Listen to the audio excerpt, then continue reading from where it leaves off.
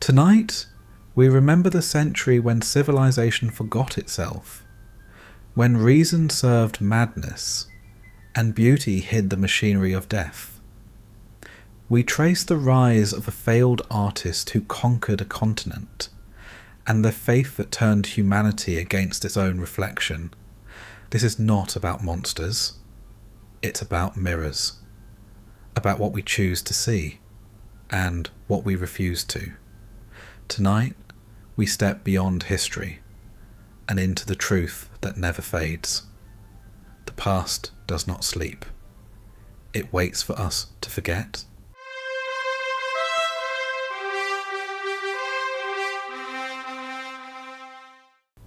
If this kind of storytelling brings you inner peace, feel free to like the video and subscribe, but only if it truly brings you peace. And let me know in the comments where in the world are you listening from, and what time it is for you right now. It's always strangely comforting to know who else is out there closing their eyes to the same lullaby. So settle in. Let the world grow quiet, and let's dream together for a while. The 20th century began with faith. Faith in reason, in progress, in man himself. The world was shedding its old gods. Science had replaced mystery. Machines had conquered nature. Humanity stood upon the edge of a new age, the age of light. Yet within that light, a shadow waited. For every age of faith births its heresy, and every dream of perfection hides the seed of destruction. When God grew silent, man did not stop worshipping. He merely found new altars, the nation, the race, the leader, the self. And from those altars, a darker kind of prayer began to rise. Not the prayer of love or mercy, but of purity, order, and power. Evil did not enter the world as a scream.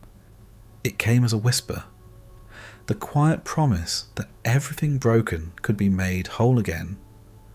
The century that began with electricity and flight ended in ashes and silence.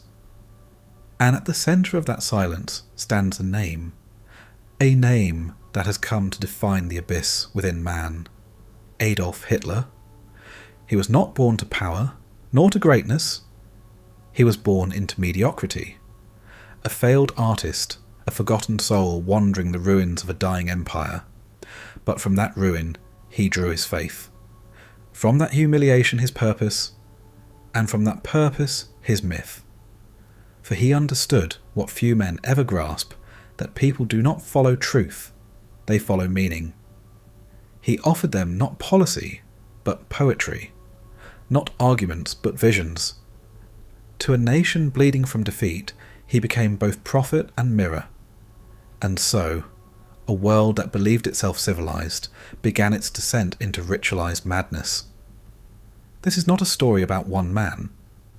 It is a story about the century that created him, and the part of humanity that still hungers for his fire. For Hitler was not a god, nor a demon. He was a reflection of our fear, our longing, our will to believe. The architect of despair. The Treaty of Versailles was more than punishment. It was vengeance written into law. Germany was forced to surrender territory, dismantle its army, and pay reparations so vast that no one truly believed they could ever be paid. Factories closed, families starved, and the mark, once proud, turned to ash in the hands of its people. In a single day, the price of bread could double before the sun had set. Children played with banknotes as toys, for they were worth less than paper. But the wound that hurt most was not economic, it was spiritual. The German people, disciplined, proud, steeped in a sense of destiny, could not understand how a nation so strong, so cultured, could fall so low. They searched for reasons, for meaning. And when truth failed them, myth took its place. The myth was intoxicating, that Germany had been stabbed in the back by traitors at home, by Marxists, Jews, and weak politicians who had sold their birthright to foreign powers. It was a story of betrayal, of innocence lost, and it spread like fire among the broken and the bitter. Each telling made the pain easier to bear, because it was no longer their fault. The Weimar government promised freedom, but the people wanted certainty. They wanted order, pride, direction, the very things democracy seemed unable to deliver. In the cafes, arguments replaced prayers. In the streets, communists and nationalists battled for control, while ordinary citizens watched from their windows, waiting for someone to restore meaning to their lives. Amid the chaos, culture itself began to fracture. Painters defied reason. Poets screamed their disillusionment onto the page. To many Germans, modernity itself felt like madness. For those who had once believed in hierarchy, discipline, and beauty, Weimar's freedom looked like decay. And in that confusion, something ancient began to stir. A longing for unity, for belonging, for the simplicity of faith. People no longer sought God in heaven, they sought him in the nation. They wanted to believe that suffering had purpose, that history itself could be redeemed. It was in this vacuum, between despair and hope, between humiliation and myth, that the seeds of fanaticism began to grow. Germany was not yet ready for a dictator, but it was ready for a saviour. Among the millions wandering the ruins of post-war life was a man without direction, a failed artist from Austria, adrift between poverty and pride. He had fought in the war and loved its purpose. He had seen the trenches, the comradeship, the discipline, the transcendence of self. When the armistice came, it felt to him not like peace, but like betrayal. Everything he believed in, honour, unity, sacrifice, had been erased overnight. He found himself not only without country, but without identity.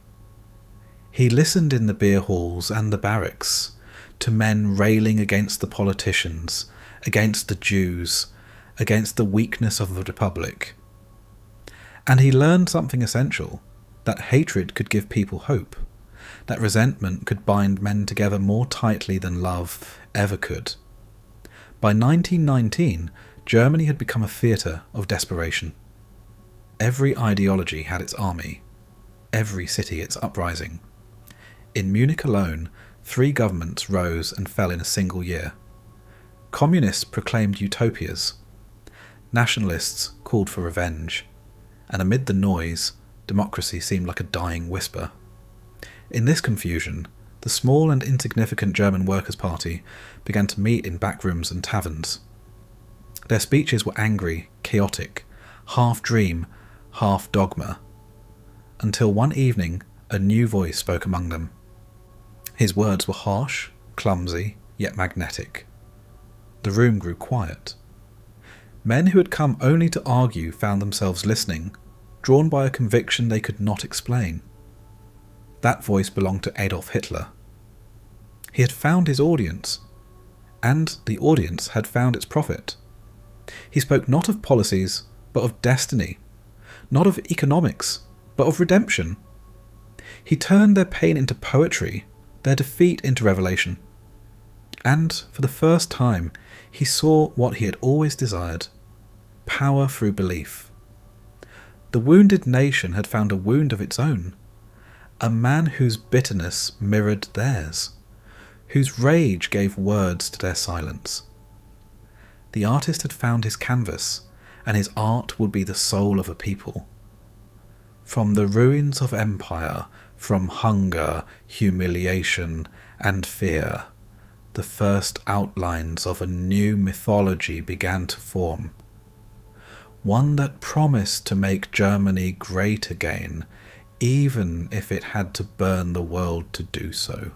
Before the man became the myth, he was a drifter. In Vienna, the heart of a dying empire, a young Adolf Hitler wandered the streets, sketchbook in hand, waiting for life to notice him. He had dreamed of art, of beauty, of recognition. Twice he applied to the Academy of Fine Arts. Twice he was rejected. His paintings were lifeless, his technique poor, his vision uncertain. He wanted to capture the world, but could not see it clearly. Vienna in those years was a city of contradictions. Its music divine, its poverty unspeakable. Its architecture gleamed with imperial pride, while in its alleys thousands slept hungry and forgotten. It was also a city of politics, of socialism, nationalism, and rising anti-Semitism. Pamphlets littered the cafes, ideologies clashed in every corner. The air was electric with ideas and hatred. Hitler absorbed it all, the speeches, the newspapers, the language of resentment. He was no thinker, but he was a listener, a sponge for bitterness. He lived in hostels, selling postcards to survive. He was anonymous, angry, invisible. Each rejection, each failure etched deeper the wound of insignificance. He began to believe that he had not failed the world had failed him. He found explanations in the voices of demagogues who blamed others for decay. The Jews, the liberals, the foreigners, the decadent modernists. What had begun as frustration turned into ideology. What had been loneliness became belief. He learned to hate abstraction, democracy, art, intellect, anything that seemed detached from struggle. He came to see strength, order, and race as sacred virtues. If he could not create beauty, he would enforce it. If he could not belong, he would build a world where only his kind could. In the cafes, he watched the speakers, how they moved, how they commanded silence. He studied rhythm, gesture, tone. He discovered that conviction could replace content, that emotion could eclipse fact. Words, he realized, were weapons, and the right words could reshape reality. Then came the war. In 1914, when Germany declared arms, the young Austrian crossed the border to enlist. It was the moment he had been waiting for, the chance to dissolve into purpose. He found in the army what he had never found in art: belonging, order, clarity. No more doubt, no more loneliness, only obedience, hierarchy, and the ecstasy of service. The trenches became his church. Mud and fire, comradeship and death. It was here that his faith in struggle was sanctified. He carried messages under fire, slept among corpses, saw men shattered by shells. To him, the horror was not meaningless. It was sacred. Suffering was proof of worth. Discipline was redemption. He believed the war had purified him. But in 1918, the dream collapsed. The front lines broke. The empire surrendered. Hitler was blinded by gas and sent to a hospital in Prologue. There, lying in darkness, he heard the news of Germany's defeat. He wept, not for the dead, but for the meaning that had died with them. The only world that had given him identity was gone. The comradeship, the order, the certainty, all vanished in a moment. He would later describe this as his awakening. In the hospital bed, he claimed to have received a vision, that he had been chosen by fate to restore Germany's honour. What had been despair became destiny. What had been failure became mission. When he returned to Munich, the streets were chaos. Soldiers without jobs, revolutions rising and falling, flags changing faster than seasons.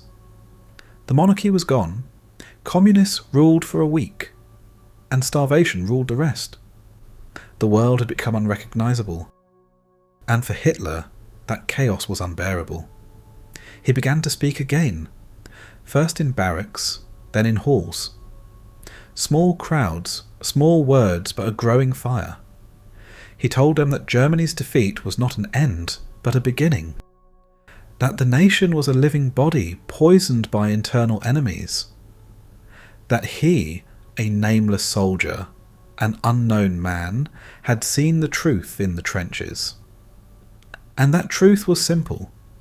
The weak must perish so that the strong may rise. He believed it with religious conviction. His personal pain had become a prophecy. He was no longer just a man who had lost a war. He was a man who had found a cause, and the people listened because they too had suffered. They too had lost faith in politics, in reason, in themselves. They saw in him not intellect, but will, not wisdom, but certainty. And certainty, in times of despair, is the most seductive illusion of all. The unknown soldier had found his purpose. He no longer dreamed of painting the world. He would remake it instead. The war had ended, but peace never came. Germany lay broken, divided between ideologies, haunted by hunger, and drowning in debt. In every cafe and tavern, voices shouted about who was to blame. The politicians were liars, the generals were cowards, the bankers were thieves. Everyone had betrayed the nation, and everyone wanted to save it. In the chaos of 1919, Munich became a city on the edge of madness. Revolutionaries marched beneath red flags, while nationalists plotted in the shadows. Armed men filled the streets, gunfire echoed through the night. Governments rose and fell like passing storms. No one trusted anyone. It was here, in this furnace of fear and confusion, that Adolf Hitler began to find his voice. He started small, just another speaker in a small nationalist group, the German Workers' Party. But when he spoke, people stopped moving. They stared. The words themselves were simple, often crude, but the rhythm was music. He spoke not to the mind, but to the wound. He took every pain they carried, every humiliation, every hunger, every sleepless night, and gave it a single cause. He told them that their suffering was not meaningless, it was betrayal, and betrayal demands vengeance. Within months, his voice had transformed the group. He became its face, its fire, its prophet. Crowds began to grow, filling the halls with a feverish energy that frightened even those who came only out of curiosity. People wept, shouted, saluted. They left his meetings trembling, convinced that destiny had spoken through him. Hitler understood what he was becoming, not a politician, but a vessel. He began to see himself as chosen, anointed by history to redeem Germany from decay. The rhetoric grew darker, the symbols more sacred. He adopted the swastika, an ancient emblem of power and eternity, as his banner. He gave his followers uniforms, greetings, rituals. Every gathering became a ceremony, every shout of "Hail" a confession of faith. He had turned politics into religion, and he was its priest. But beneath the growing movement was desperation. Money was scarce, enemies everywhere, and the Republic was still strong enough to crush rebellion. In 1923, he made his first attempt to seize power, a coup inspired by Mussolini's march on Rome. It began in a beer hall with pistols drawn and speeches shouted to the crowd. But by morning the dream had collapsed. The police opened fire. 16 of his followers were dead. Hitler was arrested, humiliated, charged with treason. For most men, it would have been the end. For him, it was revelation. In prison, he found solitude and time, two things he had never known. He began to write, shaping his beliefs into words that would one day enslave a nation. He called it Mein Kampf, my struggle. Half confession, half prophecy, it turned his failures into destiny. He wrote of race and purity, of a nation reborn through will and blood. He blamed the Jews for every weakness, the Marxists for every defeat, the liberal for every moral decay. It was a scripture of hatred, but written with the conviction of faith. When the book was finished, he no longer saw himself as a man. He was a messenger. His fall had become his proof, his imprisonment, his martyrdom. The world had rejected him, and therefore he must be right. When he left prison in 1924, he walked back into a country that had already begun to forget him. The economy had stabilised, the fever of revolt had cooled. But the storm had not passed. It had only paused. The seeds he had planted were growing quietly in the soil of resentment. And Hitler knew that time would ripen them. He rebuilt slowly with patience and precision. He reorganised the party, built networks of loyalty, trained propagandists, and expanded his reach. He learned that power did not have to be seized. It could be invited in. He began to study how to win elections, how to seduce rather than intimidate. He transformed his image, no longer the wild revolutionary, but the disciplined patriot. The uniform became cleaner, the speeches more measured, the promise more seductive. He no longer spoke of violence, but of unity. No longer of conquest, but of renewal. Yet beneath every word lay the same hunger, for purity, for control, for vengeance. By the decade's end, the republic that had once condemned him began to listen. The newspapers printed his speeches. Industrialists quietly funded his cause. And those who had once dismissed him as a fanatic now saw him as a possibility.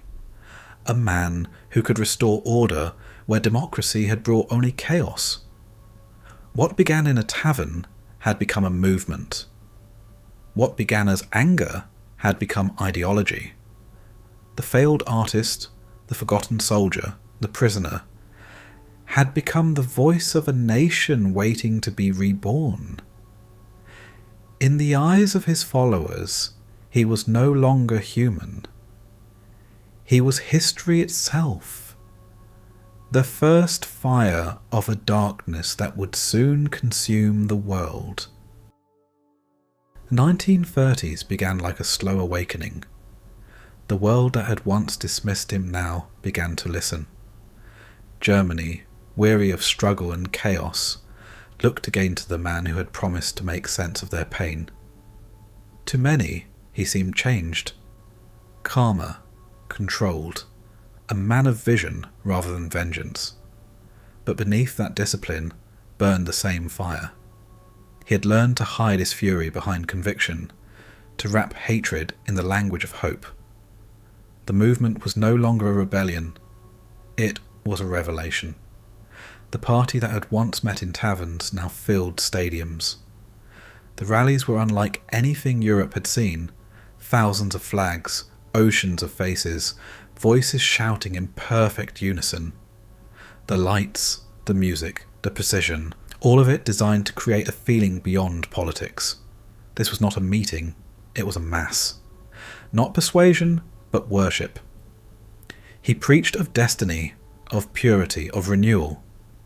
He spoke of blood as if it was sacred, of soil as if it had memory. The German people, he said, were not a nation but a race, a living organism bound by ancestry, tested by struggle, chosen by history. He told them they were the heirs of an ancient order, betrayed by weakness and corruption, yet destined to rise again. To follow him was not merely to serve, it was to believe. The language of faith replaced the language of reason. Science, culture, and philosophy were stripped of doubt and bent toward myth. History itself was rewritten as prophecy. He was not restoring Germany, he was resurrecting it. To the faithful, this gospel was intoxicating. For the first time since the war, their suffering had meaning. Poverty could be endured if it served destiny. Sacrifice could be noble if it cleansed the nation. And hatred could be holy if it promised redemption. This was the genius of the message. It made evil feel sacred. It turned vengeance into virtue, prejudice into purpose. It told ordinary people that by destroying others, they could purify themselves. The old faiths had faded, the churches were empty, but the human heart still longed to kneel. Now it knelt before a new altar, the altar of blood and soil. The swastika replaced the cross, the Führer replaced the priest. Every salute became a prayer, every banner a relic, every death a sacrifice. And he, the failed artist, the forgotten soldier, became their prophet. He promised them paradise on earth, a 1,000-year reign of strength and unity. He spoke of peace, but prepared for conquest. He spoke of love for the fatherland, but built it on hatred for all who did not belong. In this new faith, there was no room for doubt. To question was to betray. To hesitate was to sin. The crowd did not think. It believed. It did not debate. It obeyed. And obedience became the highest virtue. Every system of control, education, art, labour, law, began to serve the gospel. Children were taught to chant his name before they learned to write. Teachers repeated the catechism of race. Artists painted the purity of the Aryan ideal. The image of the leader was everywhere, in classrooms, in shops, in homes.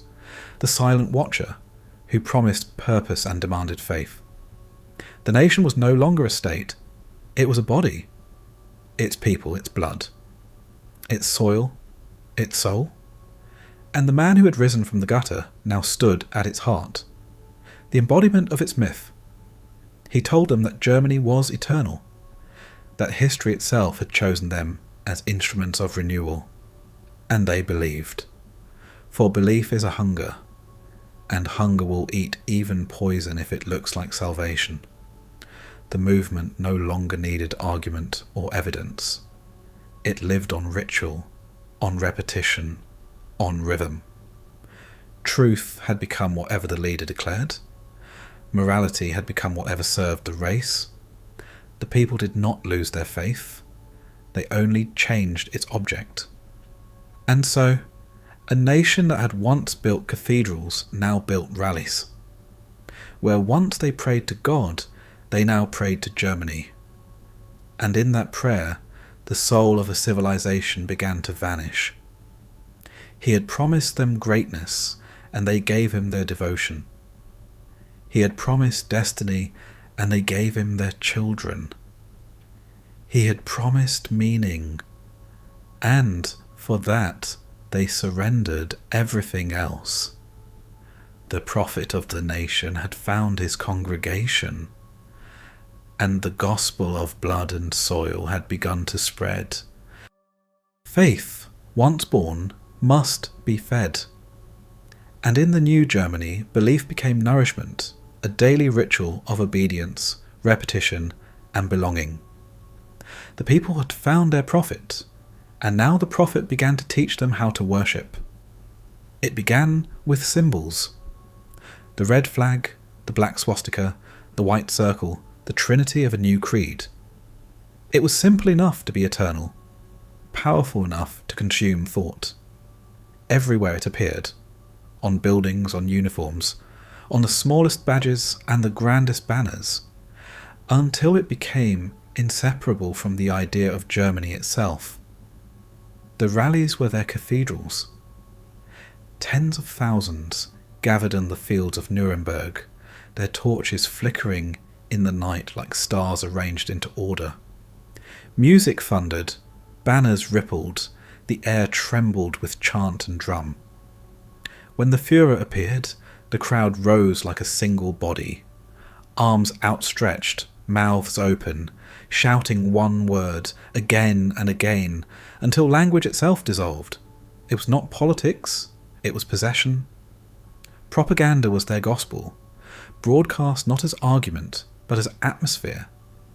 It lived in every headline, every radio broadcast, every schoolbook, every film. It taught the people not to think, but to feel. Pride, fear, unity, love for the leader, hatred for the other. It told them that the future belonged to those who believed, that doubt was treason, that truth was whatever the Reich declared. The message was simple: we are one, we are chosen, we are pure. Each speech reinforced the rhythm. Each march tightened the bond. The people who had once shouted in hunger now shouted in faith. Their despair had become devotion. Joseph Goebbels, the minister of propaganda, understood this better than anyone.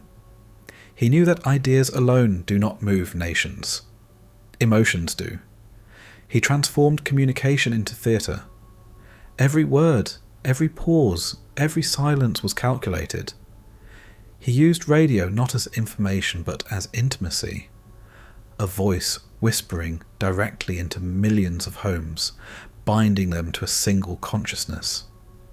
For the first time in history, an entire people could be made to feel the same emotion at the same moment. The transformation was subtle at first. Teachers began to speak less of philosophy, more of duty. Newspapers printed fewer questions, more declarations. Children sang songs not of wonder, but of loyalty. Even art was purified, stripped of ambiguity, stripped of doubt. A perfect face, a perfect body, a perfect race, the beauty of obedience became the beauty of truth. And yet, beneath the surface of celebration, something deeper was changing. The crowd was losing itself. The individual mind, that fragile private realm of thought, was dissolving into the collective. People began to speak not as I, but as we. They felt larger, stronger, protected. It was comforting to belong so completely, to surrender the burden of choice. The Führer became more than leader. He became the voice of that collective self. His words were repeated like scripture, his image carried like relics. Children recited his name each morning before lessons, their small voices joining the national prayer. To love him was to love Germany. To doubt him was to betray both. And so doubt began to vanish. Reason grew quiet. Silence became safety. Even those who saw through the illusion, the skeptics, the intellectuals, the frightened, learned to pretend. They smiled, saluted, joined the marches. Because to stand apart was to stand alone, and in a world where everyone believed, disbelief became dangerous. Faith had conquered fear, but only by becoming its twin. The masses, once fragmented, were now bound by ritual and rhythm. They moved together, shouted together, dreamed together. It felt like unity, but it was only uniformity. A people that had longed for freedom had found something they loved more: belonging. And Hitler understood this completely. He once said that to move the crowd, you must speak to its lowest instincts, never its intellect. He was not interested in convincing minds, only in commanding hearts. And the hearts of millions were now his to command. The faith of the masses had been secured, a faith not in God, not in truth, but in the comfort of obedience. The people no longer asked where they were being led, because the joy of following had replaced the need to know. And so they marched beneath. Every age believes it cannot lose its mind. Every civilization thinks itself too educated, too cultured, too rational to fall to madness. But madness rarely announces itself. It arrives dressed in order, in flags, in uniforms, in laws that seem logical, in words that sound pure. And so, Germany, the land of Goethe and Beethoven, of Kant and Einstein, walked willingly into darkness, believing it was enlightenment. By the mid-1930s, the new faith was complete. Doubt had been redefined as weakness. Intellect was suspicion. To question was to wound the nation. The people no longer needed persuasion, they were convinced. The dream of unity had devoured the freedom to think. The universities became instruments of ideology. Professors swore loyalty oaths. Scholars rewrote history to fit the narrative of destiny. Science itself bent beneath the weight of myth. Theories of race masqueraded as truth, and the measuring of skulls replaced the study of minds. Reason had not been destroyed. It had been enslaved. Art followed the same path. The canvases that once captured the human soul were replaced with portraits of perfection, tall, flawless, identical. The modernists were called degenerate. Their work burned in public squares.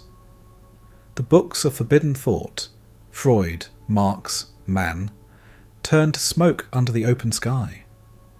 Fire became the new editor of truth, and the crowd cheered, believing they were cleansing the world. The press became chorus, the radio a pulpit. Every morning brought not news, but prayer. Headlines spoke of renewal, of victory, of destiny fulfilled. The truth was no longer what happened. It was what the Reich declared. To read was to obey. To repeat was to believe. Even language itself began to shrink. Words lost their depth, their shades of meaning. Complex ideas were replaced with slogans. Short, sharp, unquestionable. The fewer words a people have, the fewer thoughts they can think. And soon, a nation that had produced the greatest philosophers in Europe could no longer recognize a lie. Religion, too, bent its knee. Many pastors and priests welcomed the new faith, convincing themselves that God and the Führer wanted the same thing: order, purity, obedience. The cross stood beside the swastika, and few saw the contradiction. The sacred had been nationalized, the soul conscripted. It was not terror alone that sustained the regime. It was conviction. The people no longer acted from fear, but from belief. The machinery of evil ran not on hatred, but on faith misdirected. Each man and woman, in their own way, believed they were doing what was right. For family, for country, for the future. And that, perhaps, was the truest horror. That the destruction of reason did not feel like madness. It felt like morality. Those who saw the danger, the artists, the thinkers, the few who refused to kneel, fled or fell silent. Some were exiled, others disappeared. The voices that could have warned the nation were scattered to the winds, and the silence that followed was not forced, it was chosen. For silence, too, can be a kind of faith. By 1936, Germany stood transformed. The rallies, the parades, the Olympic Games, all showed a nation reborn in discipline and power. The world watched with fascination, some with admiration. They saw order, not oppression, strength, not submission. They did not yet see the price that had been paid, that behind the banners and the beauty, a soul had been sacrificed. The German mind, once the sharpest instrument of Europe, had turned against itself. It had built its own cage, brick by brick, thought by thought. It had mistaken obedience for virtue, unity for truth, and silence for peace. The philosophers had warned that reason without conscience is dangerous, but conscience without reason is worse. And so, a people that once sought truth above all else learned to live without it. They no longer needed to ask questions. The answers had already been given. Simple, shining, absolute. The death of reason didn't come with violence, but with applause. It came through the quiet comfort of certainty, through the warmth of belonging, through the beauty of order that hides the rot beneath. Germany had found its faith, but in doing so, it had lost its soul. The 20th century had given tyrants a gift, a miracle of modernity that could whisper, shout, and sing across a continent. The machine that could speak, the machine that could dream. In the old world, words died in the air. A speech ended when the voice grew tired. But now, through wire and film, through paper and radio, words became eternal. They could live inside homes, inside hearts, repeating without end. They no longer needed the presence of a man. They needed only power and the will to use it. Propaganda had existed for centuries, but never before had it been so intimate. It no longer demanded belief. It created it. It entered through melody, through rhythm, through repetition, until it ceased to sound like persuasion and began to feel like truth. This was not the age of argument. It was the age of echo. Joseph Goebbels understood this better than anyone. Small, sharp-eyed, with a mind like a knife, he saw what others did not, that the heart of the modern world was not politics, but perception. He called it total communication, the unification of every art, every voice, every image, into one message, one myth, one faith. Nothing was to exist outside it. The radio became its pulpit. The voice of the Führer, carried through cables and static, became a sound that no one could escape.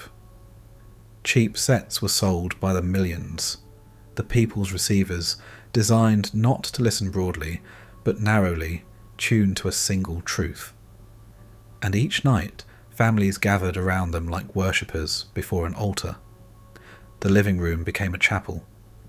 The broadcast, a sermon.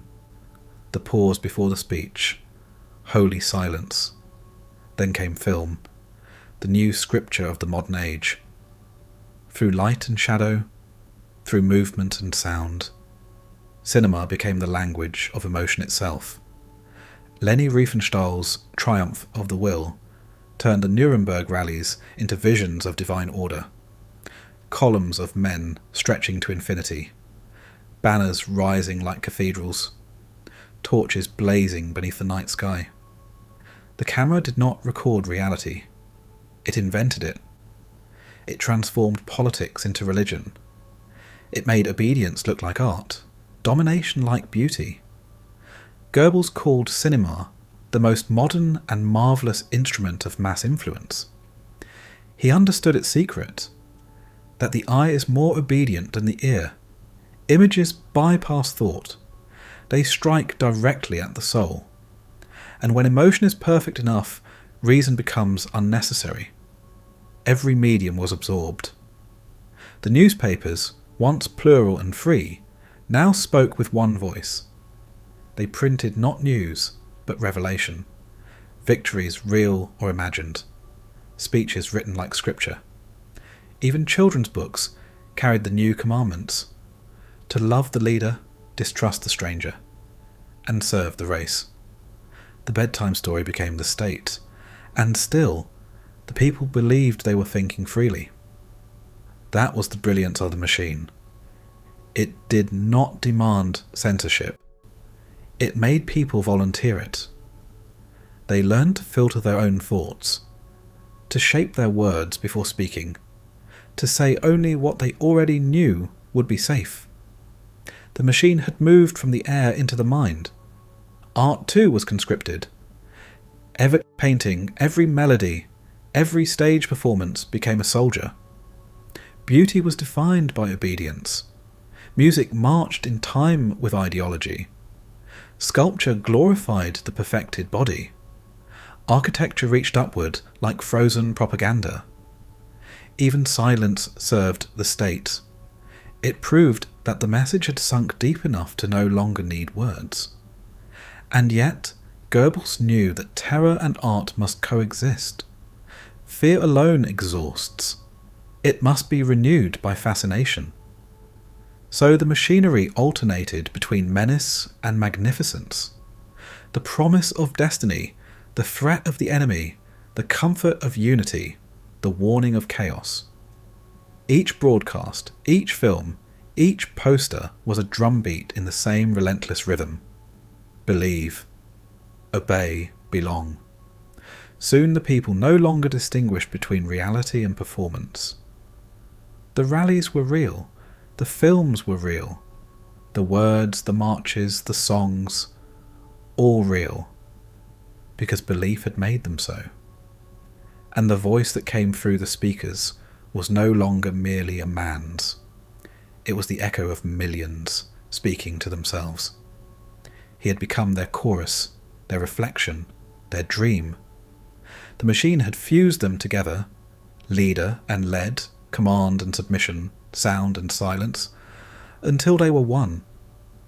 In this union of power and technology, humanity achieved what it had always feared and secretly desired: total connection, total belonging, total control.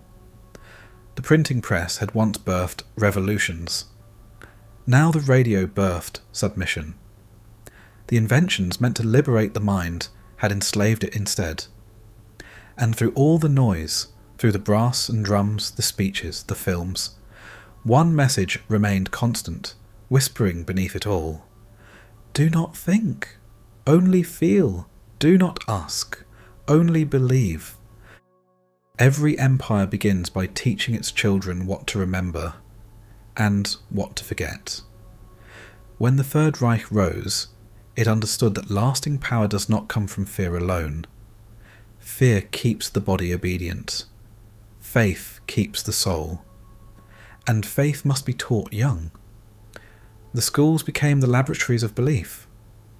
The first lessons were not in arithmetic or grammar, but in identity. Before a child learned to count, he learned to salute. Before she could write her name, she learned to chant another: Hitler, our Führer. Each morning began with ritual. The flag raised, the anthem sung, the promise spoken. It was not education, it was initiation. History was rewritten, stripped of guilt and filled with glory. The old defeats were renamed betrayals, the past purified until it gleamed. The textbooks no longer told stories of humanity, but of hierarchy. Races ranked like ladders, the German at the top, the rest descending into shadow. Maps showed borders not as they were, but as they were meant to be. The classroom globe became a prophecy. Science itself was cleansed of uncertainty. Biology became destiny. Genetics, scripture. Children learned that blood carried virtue, that purity was proof of worth. Microscopes and charts turned prejudice into fact, bigotry into biology. And so, the most modern nation in Europe began to worship ancient superstition, cloaked in the language of science. The teachers, once guardians of reason, became missionaries. Many believed sincerely, others feared exclusion. They learned to speak the new vocabulary of virtue: discipline, obedience, sacrifice. To question was to corrupt the youth. To doubt was to betray the future. The classroom grew silent, not from learning, but from loyalty.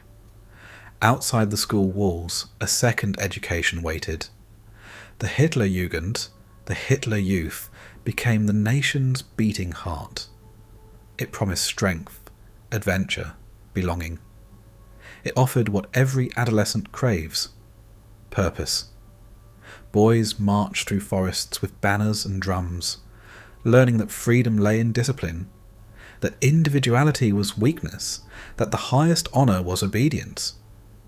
Girls joined the League of German Maidens, taught that their duty was to the race, to be pure, fertile, devoted. Their bodies, like the land, were part of the nation's soil. The songs they sang were hymns, the uniforms, vestments. They were not being trained, they were being transformed. The home, too, became a small cell of the state. Parents were urged to report disloyalty, even within their own families. Children were told to listen more to the Führer than to their fathers. In this inversion of nature, trust itself became political. The family, once a refuge, was turned into another instrument of faith. And yet, for many, life seemed to improve. Unemployment fell, public works rose, the streets were clean, the trains on time. Germany looked reborn. Parents watched their children grow tall and disciplined, and believed the future had returned. They did not see the cost, that their children's minds were being colonized by myth. A generation was being raised to see the world not as it was, but as the party needed it to be. Every belief system dreams of immortality. The Nazis found theirs in the innocence of youth. They did not need to persuade adults forever, only to possess their children long enough to make reason extinct. In the evenings, the radio repeated the same soft rhythms, the leader's voice, the songs of the nation, the heartbeat of belonging. Outside, the torches glowed. Inside, the family listened. The distance between public and private vanished. The state no longer governed. It breathed. And so, the machinery of faith reached its purest form.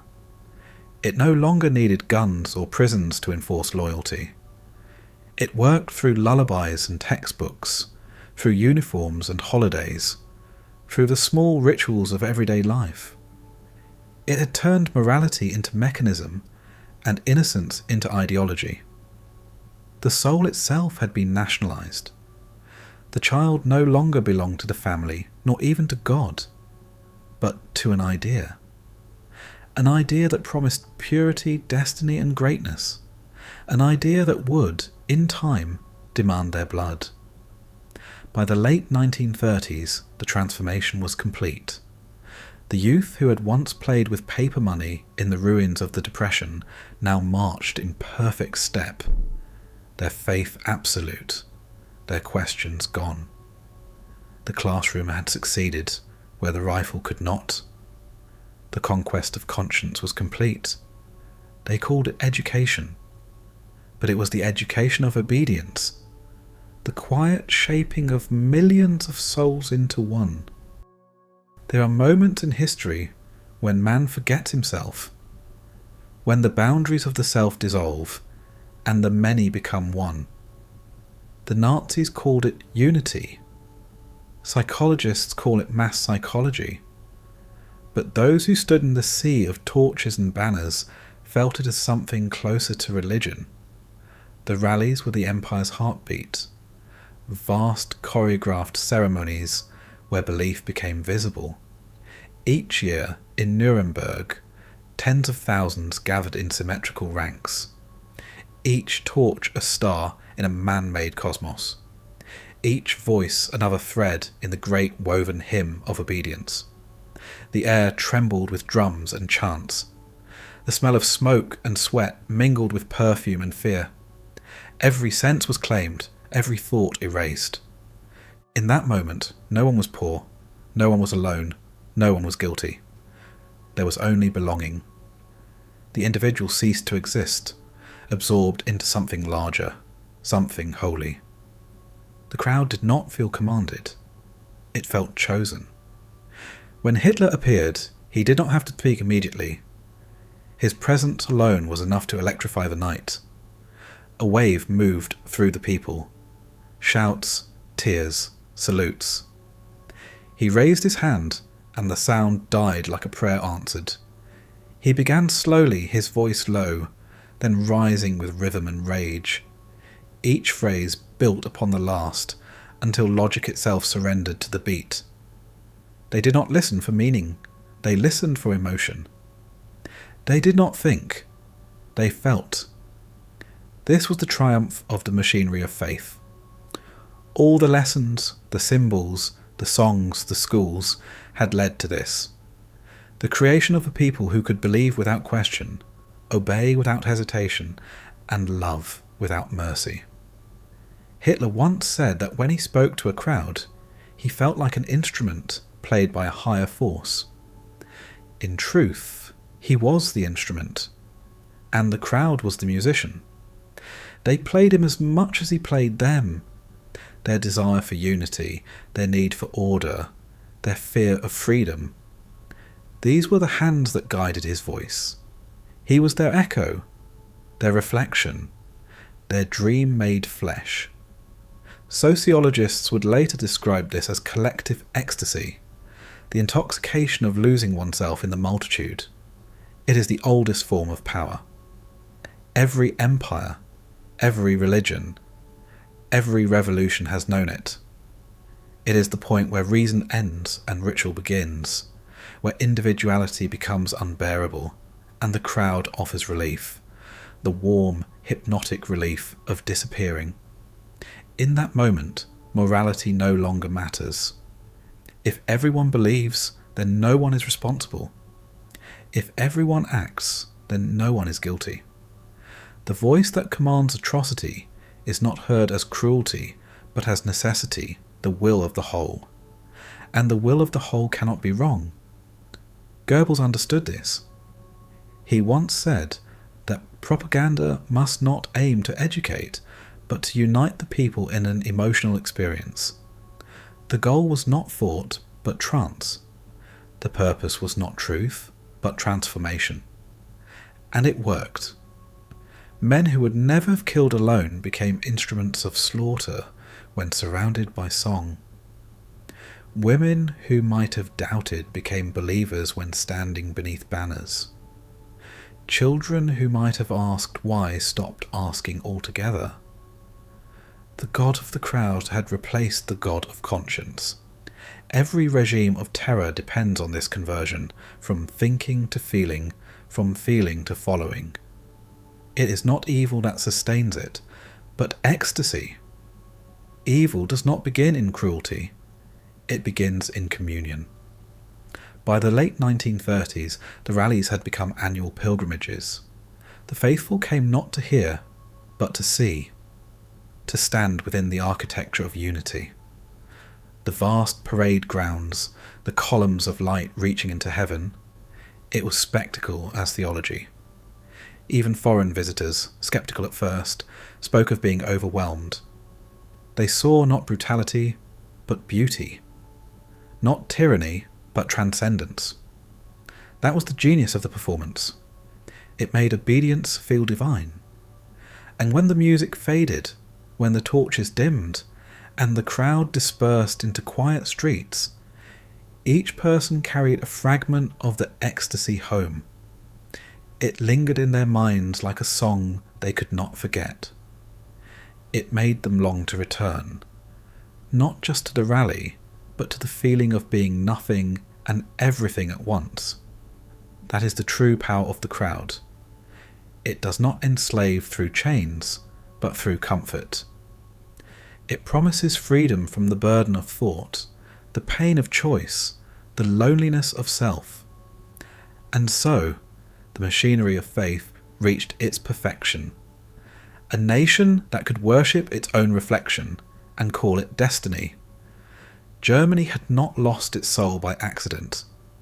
It had offered it joyfully with music and torches and applause to the God it had created. For years he had promised them glory. Now he would deliver it. The dream that began in words was ready to become flesh, an empire of land, of conquest, of will. What had once been fantasy in Mein Kampf had ripened into strategy. And in 1939, as tanks rolled across the Polish border, the age of prophecy became the age of fire. The world woke to the sound of engines, columns of armour moving like rivers of steel, planes slicing through the dawn, voices shouting in a language that now belonged to destiny, Europe, still scarred from the last war, watched in disbelief as history began to repeat itself. This time faster, louder, more absolute. For Hitler, war was not tragedy. It was revelation. He saw it as nature's law, the test through which nations proved their right to exist. Peace, to him, was decay. Struggle was purity. And the battlefield was the altar upon which the weak would be sacrificed to renew the strong. The early victories seemed to prove him right. Poland fell in weeks. France collapsed in months. The armies that had humiliated Germany 2 decades earlier now knelt before it. The Führer stood in Paris, gazing at the Eiffel Tower, a failed artist, now Emperor of Europe. The crowd cheered, the cameras rolled, the myth was complete. But beneath the triumph, the machinery of death was already humming. Behind every victory lay the logic of annihilation. Each conquered people became raw material for the empire's perfection, their labour, their resources, their lives. The vision of purity demanded expansion, and expansion demanded extermination. The general saw maps and borders. Hitler saw destiny. He believed Germany was not conquering, but reclaiming, that the soil of Europe itself was German by right of race and blood. Every victory confirmed his prophecy. Every surrender proved his holiness. He began to believe that fate itself had chosen him. And when a man believes himself chosen, there is no limit to his cruelty. The nation followed willingly. Factories shifted from goods to guns. Artists painted soldiers. Poets praised blood. The newspapers celebrated each invasion as moral cleansing. The crowds in Berlin waved their flags, convinced that history had turned at last in their favour. The same people who once wept for bread now cheered for bombs. Faith had found its proof, victory. War became spectacle. The footage of marching troops, of precision and glory, was shown in theatres as proof of divine order. Children watched with shining eyes. To them, the world made sense again. The strong were winning, the weak were falling, and Germany stood at the centre of creation. But there was something else hidden within that dream, a whisper of apocalypse. Because an empire built on purity can never rest, it must always seek new impurity to destroy. Conquest feeds hunger instead of quenching it. Each triumph creates the next target, each victory the next fear. Hitler's generals began to notice it. The strange, fevered obsession with expansion. The belief that victory itself was not enough. That only total domination could fulfill destiny. He no longer thought in terms of battles, but of worlds. He spoke of a new civilization. A 1,000-year empire stretching from the Atlantic to the Urals, cleansed of weakness, perfected through will. To his people, this sounded like creation. To history, it was the beginning of destruction. By 1940, the dream of empire had consumed the continent. The swastika flew from the Arctic to the Mediterranean. The old empires, Britain, France, the Soviet Union, seemed like ghosts of a dying age. And yet, at the height of its triumph, the Reich began to decay from within. Victory had fulfilled the prophecy, and, in doing so, revealed its emptiness. There was no peace that could follow conquest, no paradise that could follow purity. Only the need for more land, more enemies, more death. Hitler's gaze turned eastward, toward the vast plains of Russia, the final frontier, the ultimate test. In his mind, it was not another campaign, but the climax of his vision, the war that would decide the future of mankind. He told his generals that the East would be Germany's salvation, its soil, its slaves, its destiny. But in truth, it would become its grave. For in that dream of empire, In that holy war against the world, the myth of purity would meet the reality of evil. The machine that had once shaped minds was now preparing to erase millions. The empire of faith was becoming an empire of death. And history was holding its breath. There are moments when language fails, when the human imagination can no longer contain what the human hand has done. The Holocaust was not a storm of madness, not a spontaneous rage. It was order. It was logic stripped of mercy, science stripped of soul. It was the triumph of the office over the conscience. The idea had lived in Hitler's mind for years. The belief that purity could only be achieved through cleansing, that a nation could be reborn only by erasing those who did not fit its design. At first, the hatred had been words, posters, boycotts, then laws, the Nuremberg decrees that divided citizens into bloodlines. Step by step, exclusion hardened into exile, exile into elimination. By 1941, with Europe under his control, he no longer needed to hide the plan. He called it the final solution. It sounded bureaucratic, almost clinical. In that phrase lay the genius of evil, its ability to disguise itself as work. The machine was vast and ordinary: meetings, schedules, memoranda. Railway timetables aligned with deportation lists. Trains moved with precision. Every arrival was recorded. In offices far from the camps, men calculated quotas as though they were shipping cargo. They stamped papers, filed reports, went home to their families. Most never saw blood. They did not need to. Their obedience was enough. The camps themselves were cities of silence, built with the efficiency of factories, fenced with numbers instead of names.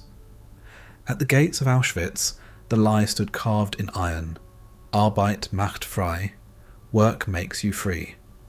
Freedom had become death's euphemism. Inside, smoke rose endlessly, day and night, curling upward like prayers that would never be answered. It is tempting to think of monsters, to imagine the perpetrators as creatures apart from humanity. But the truth is colder. Most were ordinary men, clerks, guards, engineers, doctors. They believed they were doing their duty, serving their country, protecting their families. Evil did not roar. It whispered. It spoke in polite commands, in the language of necessity. It sounded, above all, reasonable. Hannah Arendt would later call it the banality of evil. She saw in Adolf Eichmann, the man who organised the trains, not a demon, but a bureaucrat. He did not hate his victims. He simply did not think of them. He lived in a world where obedience was morality, where conscience was a distraction.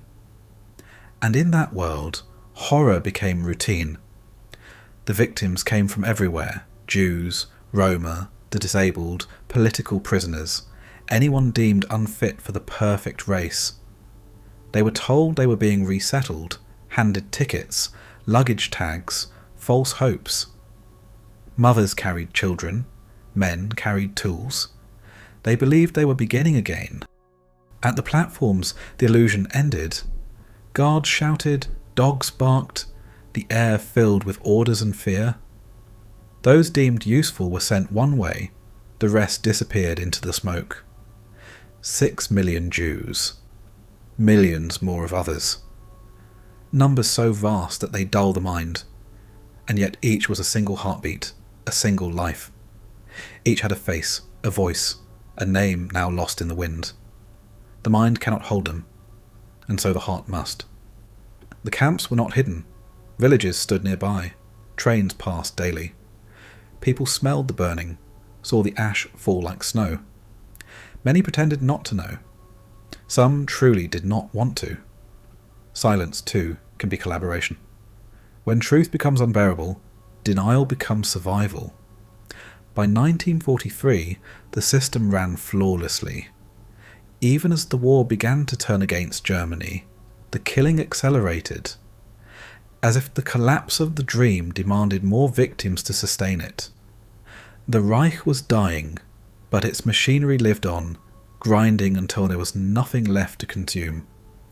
When the Allies finally arrived, they found mountains of shoes, of hair, of glasses, the remnants of lives reduced to inventory. The soldiers who entered the camps did not cheer. They did not speak. They simply stood in silence, facing the proof of what man had made of man. After the war, the survivors tried to describe it, but there are some truths that destroy language. Primo Levi wrote, "If this is a man," not as accusation, but as question. Because after Auschwitz, even a word human required redefining. This was the end of the dream of purity, the point where ideology reached its logical conclusion. When a nation decides that worth can be measured, that belonging can be purified, that perfection is possible, this is where the road ends.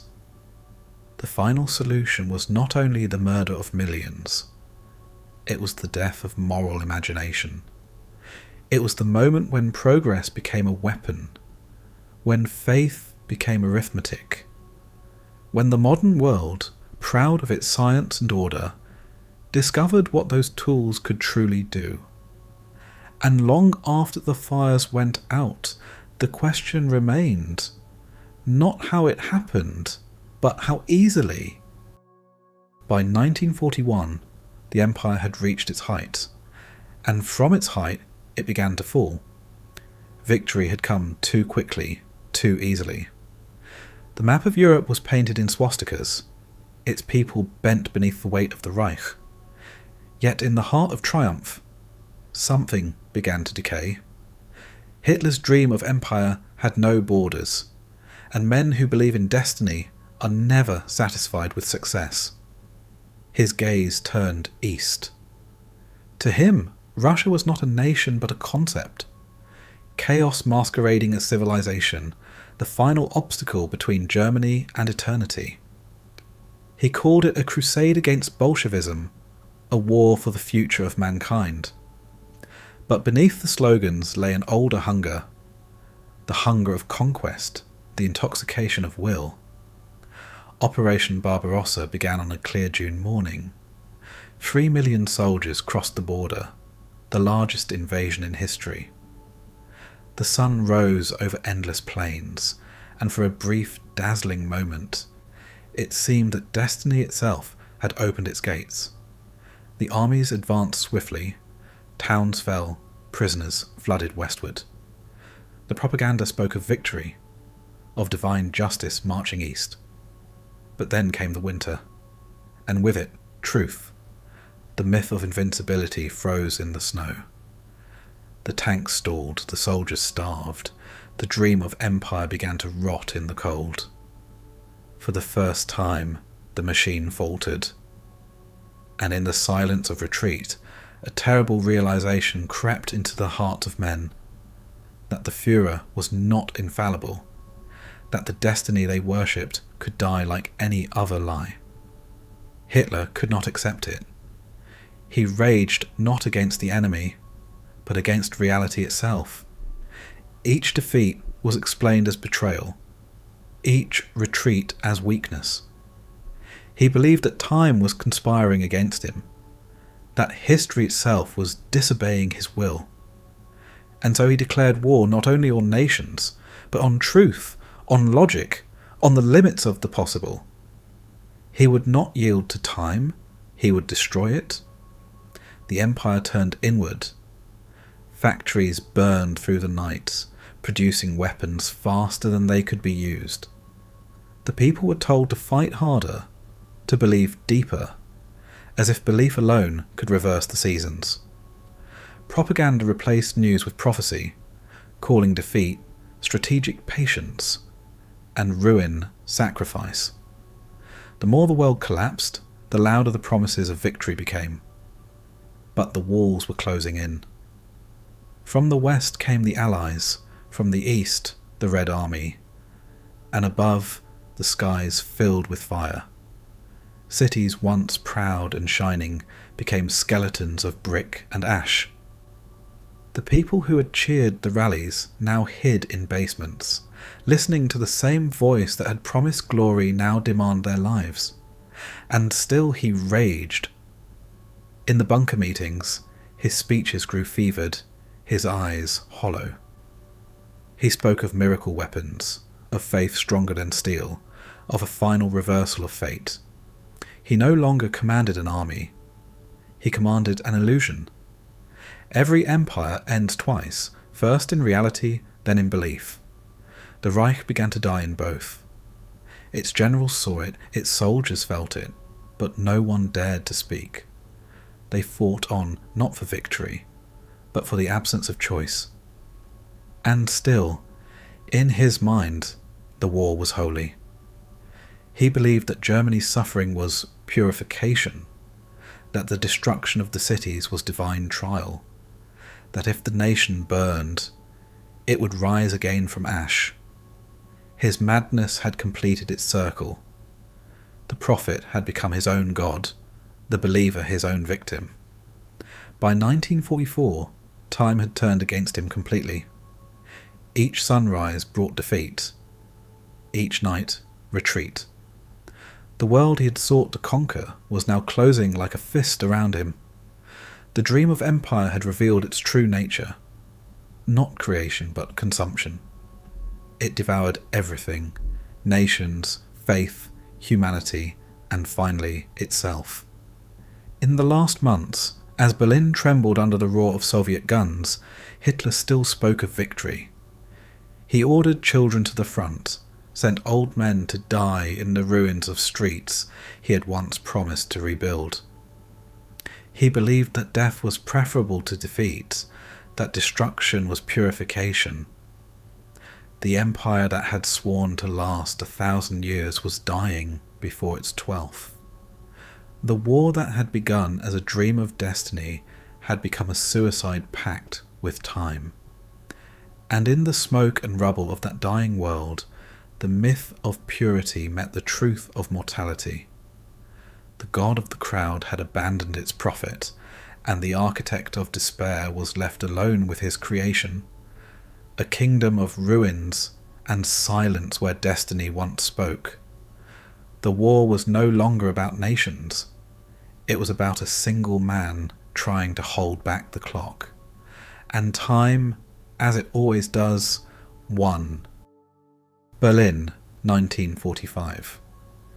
The city that had once pulsed with parades now trembled under thunder. What had been victory's capital was now a grave of concrete and flame. The streets were rivers of ash. The air shook with artillery. Children in uniform clutched rifles too heavy for their hands. Women carried buckets of water through the smoke, searching for the living among the ruins. The 1,000-year Reich had lasted barely a decade, and the end had come home. Beneath the collapsing city, in a bunker carved of steel and stone, the architect of that ruin sat waiting for the end he had always imagined but never believed. The air was thick with fear and gasoline. The walls sweated with moisture and despair. Above him, the empire burned. Around him, loyalty decayed into terror. Even the most devoted now whispered doubts. The myth that had sustained them, that he was chosen, that destiny could not die, was dying with the sound of Soviet guns drawing closer each day. He refused to see it. Reality had become an enemy. Maps lay scattered on his desk, each one a fantasy of reversals, arrows pointing outward from a city already surrounded. He still spoke of victory, of counterattacks that existed only in imagination. He raged at his generals for failing him, at the people for betraying him, at the universe for refusing his will. His words no longer commanded, they echoed. And yet, even then, some still listened. They nodded, saluted, obeyed. The machinery of faith had run too long to stop abruptly. In those final weeks, the Reich was a theatre of ghosts. Men who knew they were defeated still dressed for parades that would never march again. Orders were issued to units that no longer existed. Factories without electricity promised weapons that could never be built. Each lie covered the last, like snow falling over corpses. Truth had ceased to matter. Only the illusion of control remained. Outside, the Soviets advanced street by street, block by block. Each explosion above shook the bunker below. The sound of the world ending came in steady rhythm, not as chaos, but as inevitability. The walls seemed to breathe with every detonation, as though the earth itself were exhaling the last of a poisoned dream. Inside, time dissolved. The clocks were meaningless. The days bled together. Hitler lived now in a shrinking world, a few rooms, a few loyal followers, a few bottles of pills. He dictated proclamations of victory to secretaries who could barely keep from trembling. He awarded medals to children, thanking them for their courage while sending them to die in the rubble. The myth demanded sacrifices to the very end. Eva Braun remained by his side, a quiet figure in the twilight of empire, a symbol of a normal life that had never existed. Their marriage, performed in the bunker's dim light, felt less like celebration than confession. Even love had become ritual. The wedding feast was champagne and cyanide. As the walls closed in, his words grew smaller, his fury colder. The man who had once commanded millions now ruled only over a handful of terrified souls. He spoke of betrayal, of vengeance, of the ingratitude of history. He had wanted immortality. He had built a grave. When the Red Army finally reached the city centre, Berlin was no longer a place. It was a wound. Every building was a tomb, every street a scar. The people who had once cheered the rallies now crawled through rubble, their faces hollow, their eyes grey with disbelief. They had believed in destiny. Now they believed in nothing. In those last days, Hitler refused to leave the bunker. He would not be captured, not be seen defeated. He had always promised that he would never repeat the humiliation of 1918, and so he chose a different ending, one of control, of finality, of silence. He believed that if he died on his own terms, the myth might live. But myths die as men do, slowly, painfully, in the dark. On April 30th, 1945, the walls no longer held. The city above was already lost, and the empire had collapsed into memory. In that narrow, airless room, the man who once dreamed of eternity raised the gun to his temple and ended the dream himself. The silence that followed was not peace. It was absence. The sudden void left when faith implodes, when lies run out of breath. Above ground, the Soviet flag rose over the Reichstag. The soldiers who had clawed their way through death to reach Berlin stood among ruins they could not recognize as victory. The war was ending, but the world was forever changed. The fire had burned too deeply. The walls had closed in, not only on a man or a nation, but on the illusion that power could ever be eternal. And in that darkness, the myth of destiny finally met the truth of history. Everything that claims to last forever eventually learns the meaning of time. The sound of the gun was small, smaller than the voice that had once shaken nations. For all the chaos he had unleashed, his end came like a whisper swallowed by stone. In that instant, the silence felt infinite. The man who had demanded worship had finally met the one thing that would not obey him: death. They burned his body in the courtyard above, as the city he'd promised to save collapsed around them. The flames rose weakly in the rain, the smoke twisting upward as if reluctant to carry his ashes. The soldiers who lit the fire did so not out of reverence, but routine. The ritual of destruction continued even in defeat. When it was over, only scorched earth remained, the final monument to a dream that had devoured itself. In the bunker, the loyal few sat in stunned quiet. Some wept, others stared, their eyes hollow, as though a spell had broken and they no longer knew who they were. The radio still played speeches recorded weeks earlier, ghosts of certainty echoing in a world that no longer existed. The voice that had once commanded millions now belonged to memory alone. Without it, the machinery of faith stuttered and stopped. Obedience had lost its god. Above, the Red Army closed in.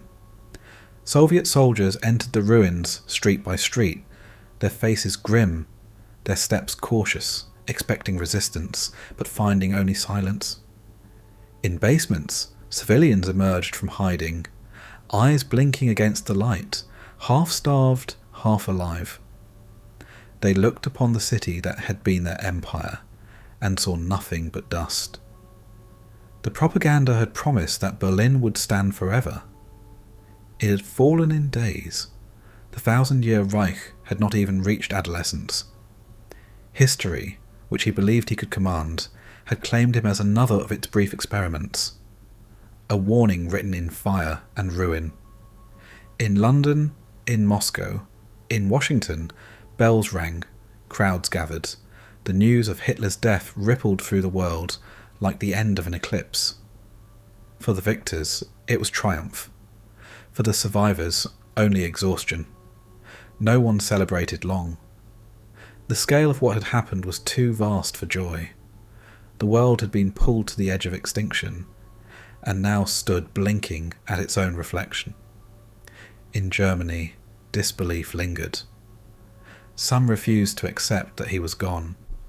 Rumours spread that he had escaped, that he would return.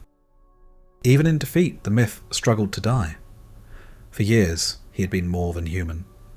To admit his mortality was to admit their own. But time does not honour delusion. Slowly the reality settled. The God-King was dead, and the empire of obedience had died with him. His generals were captured or fled. His ministers turned on one another. The bunker became a tomb of secrets, the maps, the orders, the portraits, all relics of a vanished religion. The followers who had once spoken his name as prayer now spoke it as curse. In courtrooms and camps, they would say the same words again and again. I was only following orders. The refrain of a century that had confused duty with virtue. The world stood amid the wreckage and tried to comprehend what it had built. The cities lay in ruin, the earth scarred with graves. Millions were gone, soldiers, civilians, children, erased by an idea that had promised perfection. Europe's silence after the war was not peace. It was mourning for reason itself. And yet, even in defeat, his shadow lingered. Photographs, speeches, the architecture of grandeur, all remnants of a lie too beautiful for some to release. For years to come, the image of his rise and fall would be studied, dissected, feared. He had failed to conquer the world, but he had succeeded in revealing its weakness. The ease with which civilization can mistake order for truth, obedience for faith, and power for purpose. The God-King was dead, but the idea that had birthed him, the hunger for certainty, the worship of strength, the dream of purity, remained alive, waiting in the quiet corners of every age. As Berlin smouldered, a few survivors stepped into the light and saw the ruins stretch to the horizon. There were no speeches now, no songs, no flags, only wind moving through the hollow shells of buildings. And in that emptiness, humanity faced itself again, stripped of illusion, naked before its own reflection. The death of the God King was not the end of evil. It was the end of enchantment. The spell had been broken, but the world would spend generations learning how easily it could be cast again. When the guns finally fell silent, the world stood still, as if afraid to move. The smoke drifted over cities without names, and the wind carried the ashes of nations. It was not victory that filled the air, but disbelief. Europe was a graveyard. Entire towns had vanished, their stones melted by fire, their people reduced to numbers on lists. The railways that once carried the living now ended in emptiness. The survivors emerged like shadows, thin, quiet, unrecognisable. They walked among ruins that no longer felt like home. They had survived history itself and found nothing left to live in. Across the continent, the reckoning began. The victors uncovered what word could not hold. Piles of bones, mountains of shoes, rings, hair, the remnants of millions. The photographs were unbearable, yet they had to be seen. The camera became the only instrument left to testify when the human voice faltered. Truth, for once, was not an idea. It was a wound. In Nuremberg, justice tried to speak the language of law to crimes that had no precedent. The courtroom was quiet, filled with men who once commanded continents, now small, ordinary, diminished. They spoke of duty, of ignorance, of following orders. But each testimony revealed the same truth, that evil does not need monsters. It only needs obedience. The trials were not enough. How could they be? No sentence could balance a world that had lost its moral compass. The purpose was not revenge, but remembrance. To draw a line, however fragile, between what humanity had done and what it must never do again. For the survivors, remembrance was not choice but necessity. They carried the past in silence, its weight pressing behind every breath. Some wrote, others could not. Their words came not as stories, but as fragments, as if language itself had been broken by what it had witnessed. Primo Levi, Elie Wiesel, countless others, voices speaking softly into the ruins, trying to rebuild meaning one sentence at a time. And yet, even as the world rebuilt its cities, the old hunger stirred beneath the surface, the desire for certainty, for identity, for belonging. The ideologies that had burned the century did not vanish. They went underground, waiting for new forms, new faces, new fears. For history does not end, it forgets. The ruins became museums, the camps became memorials. Visitors walked through rooms of silence, reading names carved in stone, feeling a grief they could not fully claim. The echo of ruin became education, a warning inscribed in architecture. But warnings are fragile things. They depend on memory, and memory fades. Philosophers tried to make sense of it. How could a civilization of poets and scientists commit crimes beyond imagination? How could reason, art, and progress coexist with smoke rising from chimneys of death? The question hung over the century like a shadow that refused to lift. Perhaps the answer was not that Germany lost its mind, but that it followed it. That logic without empathy leads not to enlightenment, but to the abyss. The children born after the war inherited not guilt, but silence. Their parents could not speak. Their grandparents would not. The ruins were rebuilt, but beneath the concrete, the echo remained. An unspoken reminder that the line between civilization and barbarism is thin as breath, and that beneath every anthem there is the possibility of a march. In time, the world began to move again.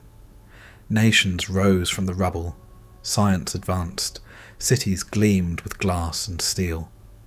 But every generation, when the old films play, when the photographs return, when the smoke curls upward in grainy black and white, the echo can still be heard. It whispers from the past, not to haunt, but to warn.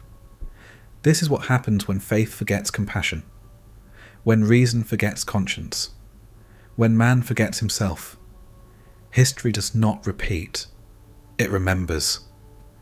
And every remembrance is a chance to choose, to rebuild, to resist, to remain human. In the quiet after ruin, the world learned a truth too vast to forget, that evil does not end with defeat, and goodness does not endure without vigilance. The ruins were cleared, the dead buried, but beneath the rebuilt streets of Europe, the echo remained. Soft, eternal, reminding the living that civilization is only ever a fragile promise, renewed one conscience at a time. Evil has no shape of its own. It borrows the faces of the living. It wears the mask of the moment, the uniform of its time, the language of necessity.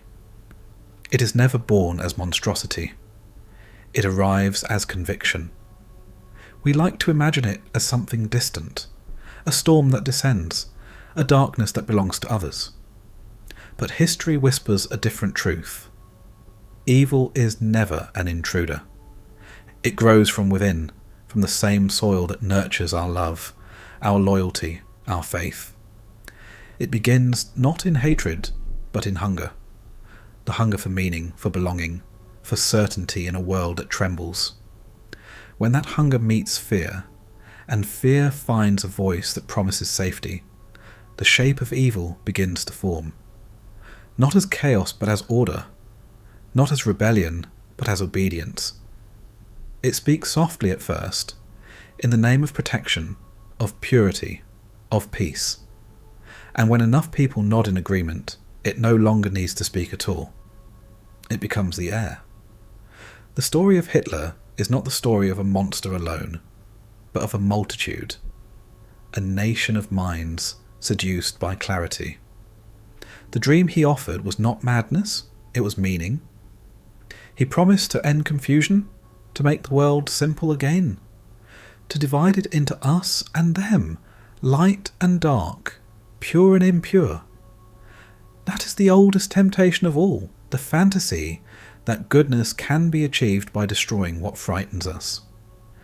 Evil takes shape when the human need for order outweighs the human capacity for doubt.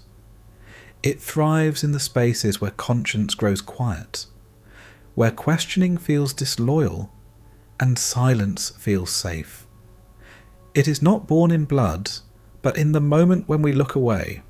Psychologists call it the normalization of cruelty, a gradual descent, each step logical, each act justified. First words, then laws, then camps. By the time the abyss appears, it feels like a continuation of yesterday. The horror lies not in the leap, but in the ease of the slide.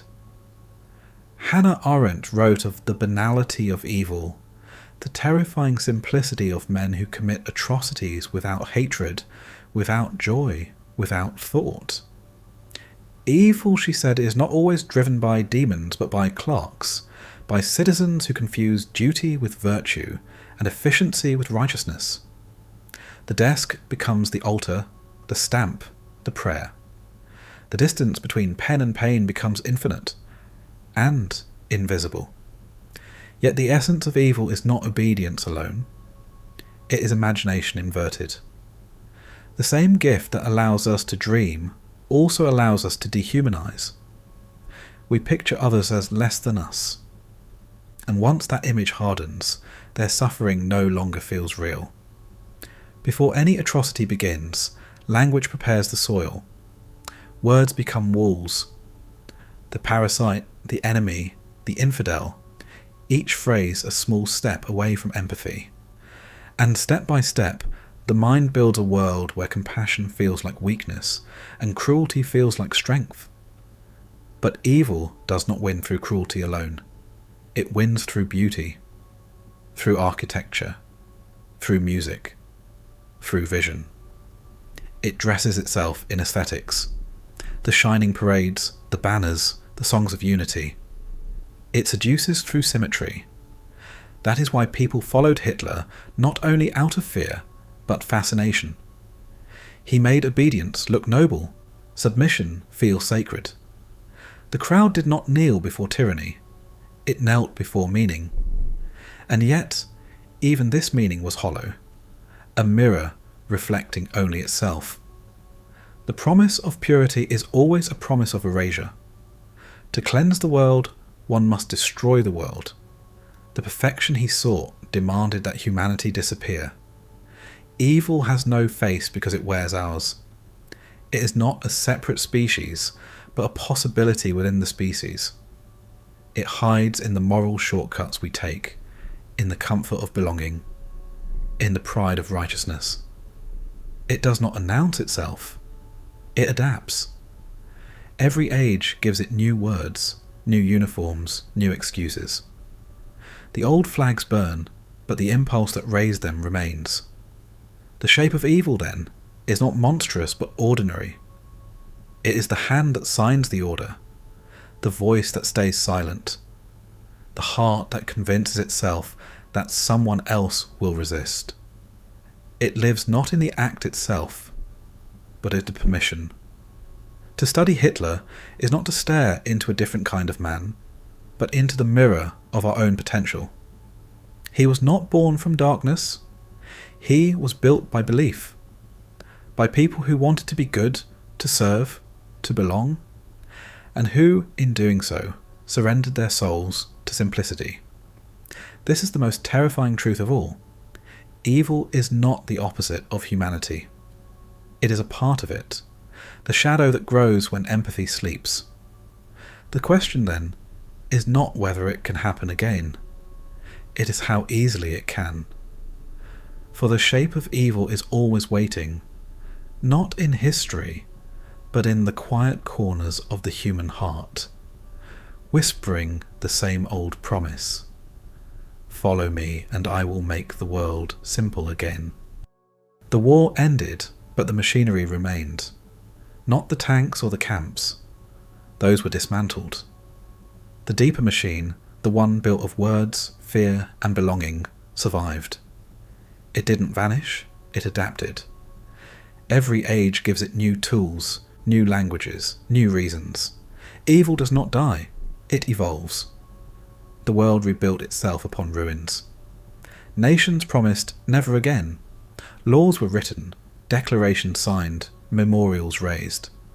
But beneath the marble, the same old instinct stirred. The need for order, the hunger for identity, the fear of the other. These are not political ideas. They are biological reflexes. They sleep lightly and they wake easily. When the 20th century closed its eyes, a new one opened with brighter screens, louder voices, faster truths. The crowds no longer gathered in squares. They gathered online. The microphones were replaced by algorithms, the rallies by timelines, the propaganda by persuasion disguised as preference. The message had not changed, only the method. Now, belief is tailored. Every citizen carries a pocket-sized echo chamber. Every ideology has its digital altar. We no longer receive the same lie. We receive the one we are most likely to believe. The machine has learned empathy, not true compassion, but imitation. It listens, measures, adjusts. It tells us what we want to hear, and in return we give it our attention, our new currency, our new devotion. We no longer need tyrants to command us. We carry our obedience willingly. We curate it. We click it. We share it. The crowd no longer roars in unison. It hums in harmony, each voice tuned to its own illusion. The new totalitarianism is quieter. It does not burn books. It buries them under noise. It does not censor. It overwhelms. Truth drowns not in lies, but in abundance. Every fact has a counterfact. Every image a mirror. The world has become so saturated with versions that the concept of truth itself begins to feel old-fashioned. And once truth loses its weight, the moral compass begins to spin. History becomes nostalgia. Facts become opinions. An opinion becomes identity. The shape of power changes, but its goal remains the same: to replace thought with feeling, doubt with loyalty, complexity with belonging. Nationalism returns with new flags. Fanaticism wears modern clothes. The slogans have changed, but the rhythm is familiar. We are pure, they are the problem. Follow, and you will be safe. The enemy is always near. Foreigners, minorities, journalists, women, refugees, anyone who reminds us that humanity is larger than tribe. Even the language has begun to echo the past. Words like invasion, purity, replacement creep again into headlines and speeches. They sound different, but they carry the same pulse. The old fear reborn in new syntax. The age of shadows does not announce itself with parades. It seeps in through fatigue, through the quiet surrender of vigilance. Through the moment we stop paying attention because the world feels too complex, too exhausting, too broken to fix. That is how darkness always returns. Not through chaos, but through apathy. Philosophers once warned that history repeats itself first as tragedy, then as farce. But repetition is not the right word. It does not repeat. It rhymes.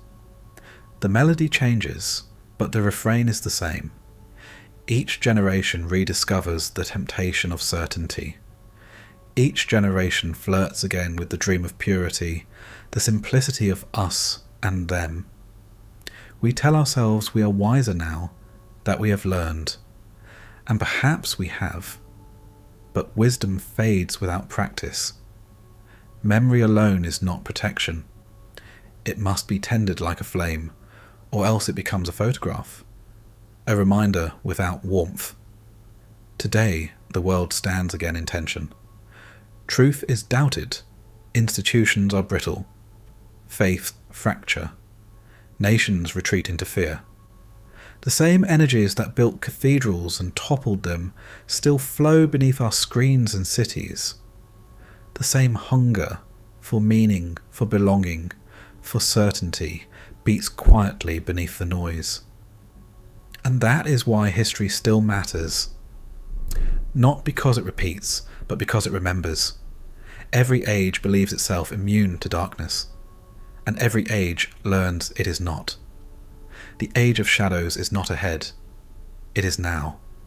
It lives wherever truth becomes tribal, where empathy is mocked, where power disguises itself as protection. It lives wherever men and women forget that the line between good and evil runs not between nations or parties, but through every human heart. The forms may change, the flags, the faces, the platforms, but the shadow remains.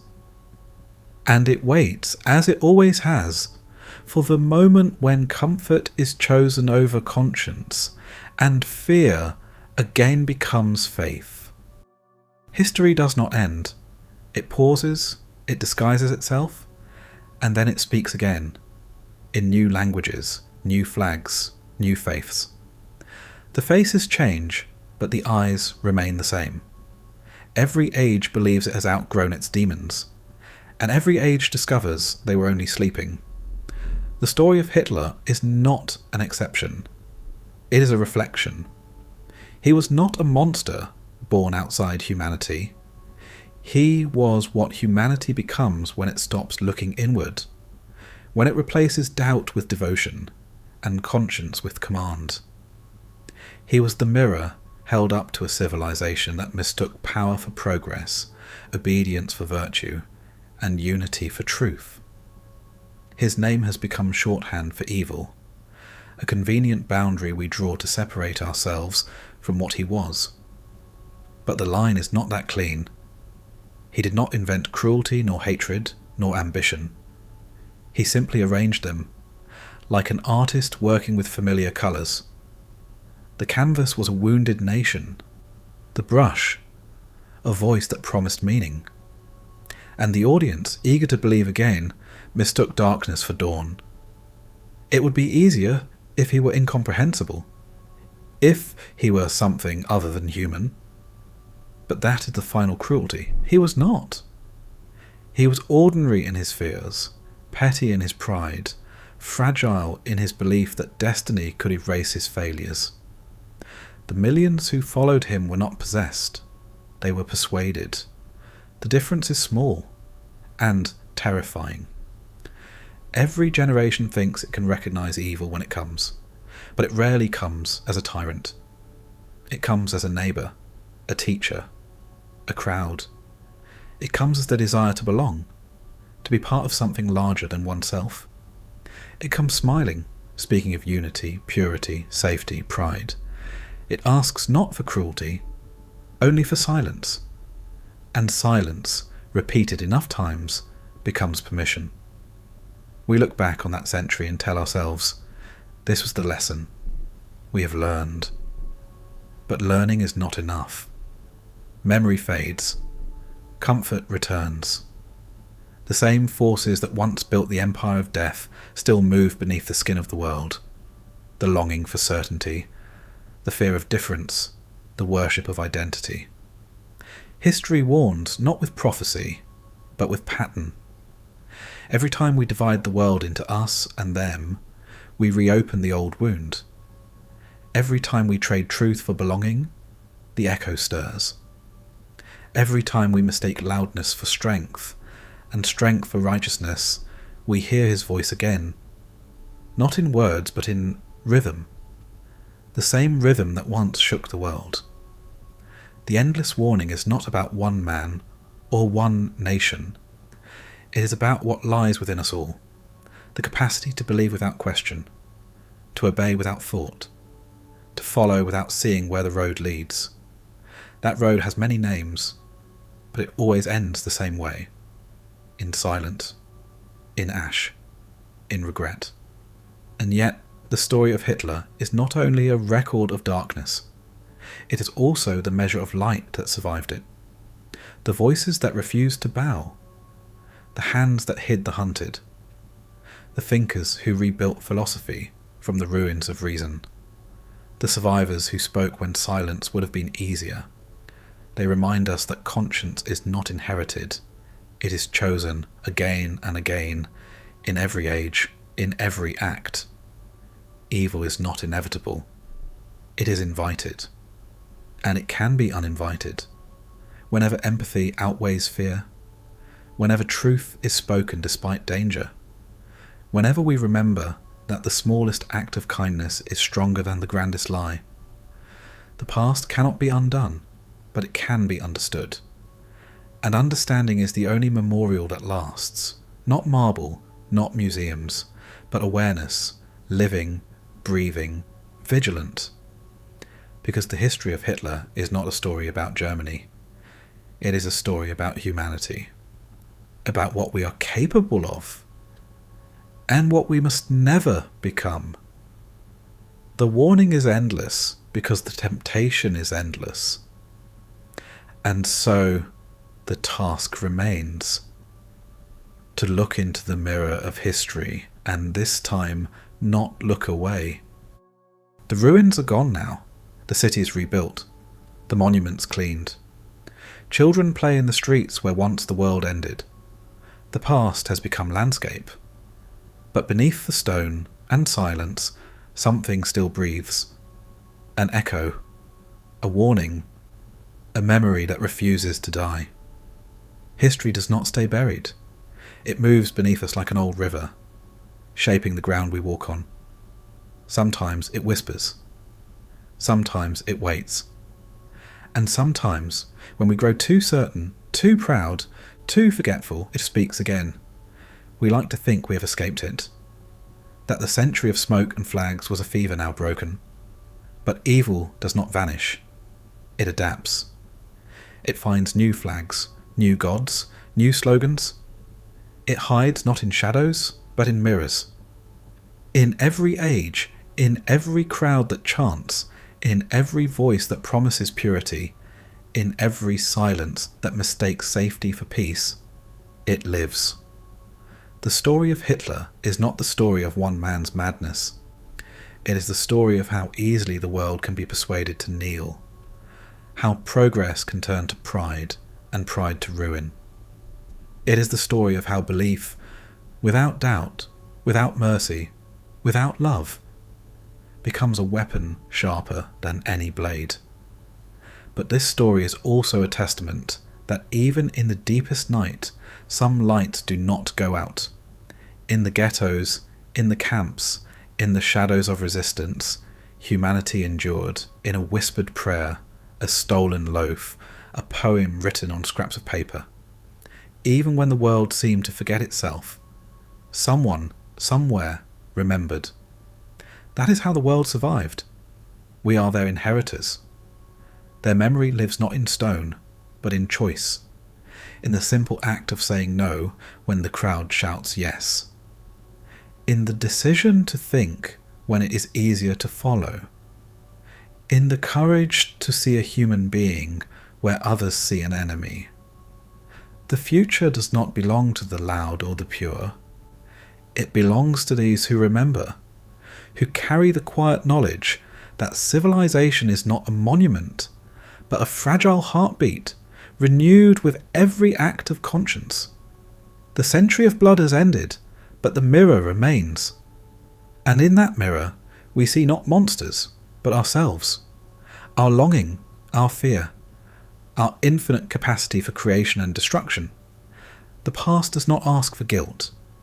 It asks for vigilance, for empathy, for the humility to know that we are not better than those who came before, only warned.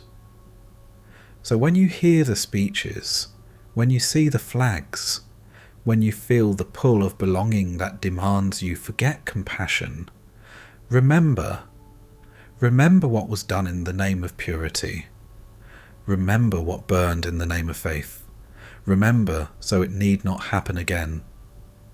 Because history is not behind us. It walks beside us. It lives in the choices we make and in the silences we allow. And in those choices, in that silence, the future waits, listening,